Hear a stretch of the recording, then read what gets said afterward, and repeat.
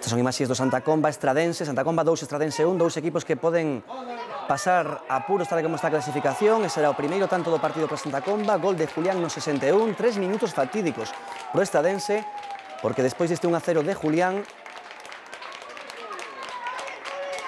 chegaría tan só 3 minutos máis tarde o tanto de Marcos García, 2-0. Tamén esas cousas moi fáciles, moi doadas por Santa Comba. Os pistes defensivos do Estradense. Sí, rematou completamente só. Pero ollo, porque o Estradense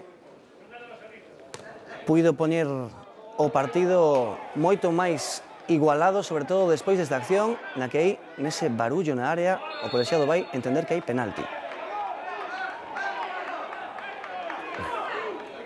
Vaya penalti. Sí, a verdade é que é complicado de velo desde aquí, con ese barullo, porque ni sequera somos capaces de entender, aparte con expulsión.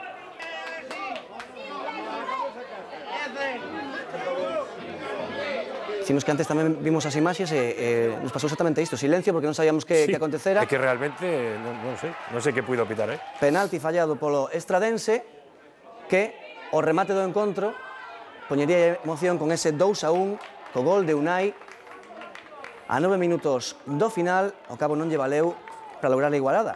Imos ver agora o que aconteceu no Narón, un Negreira 0. Con este resultado, Narón sae dos postos de descenso.